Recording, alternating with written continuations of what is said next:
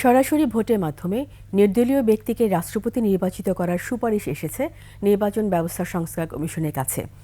Electronic মিডিয়ার সম্পাদকদের সাথে সংস্কার কমিশনের মতবিনিময়ে উঠে আসে সংসদ নির্বাচনের আগে স্থানীয় সরকার নির্বাচনের প্রস্তাবনাও। শিউলি স্বপ্নমের রিপোর্ট।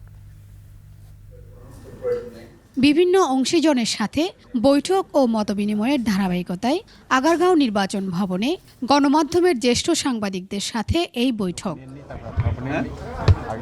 পরে গণমাধ্যমের মুখোমুখি হন অংশগ্রহণকারী সাংবাদিকরা। দেশে প্রতিদ্বন্দ্বিতাপূর্ণ নির্বাচন, না ভোট ফিরিয়ে আনা, জাতীয় নির্বাচনের আগে স্থানীয় সরকার নির্বাচন এবং গত ৩ নির্বাচনে অপরাধের সাথে জড়িতদের শাস্তির সুপারিশ করেন তারা। নির্বাচন কমিশনে যারা দায়িত্ব পালন করবেন তাদেরকেও শাস্তির আওতায় আনতে হবে। নির্বাচন কমিশনার নিয়োগ আইন এটি হালনাগাদ করা দরকার, আধুনিক করা দরকার। তারপরে যদি কমিশনারদেরকে নিয়োগ দেওয়া হতো, কমিশন গঠন করা হতো, ভালো হতো। রাষ্ট্রপতি পদে যিনি নির্বাচন করবেন তিনি নির্দলীয় ব্যক্তি হবেন। নির্বাচনী ব্যয় কমানো ও সময় বাঁচাতে একই দিনে স্থানীয় সরকার নির্বাচন আয়োজনের পক্ষে মত দেন স্থানীয় সরকার বিশেষজ্ঞ ডক্টর তোফায়েল আহমেদ। লাস্টে যে ইলেকশনগুলো করেছেন আমাদের নির্বাচন কমিশন, লোকাল গভর্নমেন্ট ইলেকশন, ওখানে প্রায় 23,000 কোটি টাকা খরচ করেছেন এবং 19 লক্ষ থেকে 20 লক্ষ লোকের এনগেজমেন্ট হয়েছে।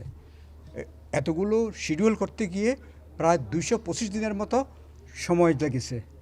এই জিনিসটা আমরা যদি এই রিফর্মটা করি, লোকাল গভর্নমেন্টটাকে যদি আমরা পার্লামেন্টের সিস্টেমে নিয়ে আসি, তাহলে ইউনিয়ন, উপজেলা, জেলা, পৌরসভা, সিটি কর্পোরেশন এগুলো একই শিডিউলে যদি করতে পারি, তাহলে আমার খরচ চলে আসবে 600 কোটি টাকার মধ্যে। এদিকে সরাসরি ভোটে রাষ্ট্রপতি নির্বাচিত করার সুপারিশও এসেছে সংস্কার কমিশনে। কোনো নির্বাচনেই যেন পরোক্ষ না হয়, প্রত্যক্ষ হয়, প্রত্যেকের কনস্টিটিউয়েন্সি থাকে এবং রাষ্ট্রপতি নির্বাচন সরাসরি হওয়ার কথা বলেছেন। তারপরে স্থানীয় সরকার নির্বাচন নির্দলীয় হওয়ার এবং সংসদীয় পদ্ধতিতে নয়। আমরা এগুলো বিবেচনায় নেব, আমাদের এখনো সিদ্ধান্ত হয়নি। শিউলি শবনম, 21 টেলিভিশন, ঢাকা। অনেক ধন্যবাদ সবাই।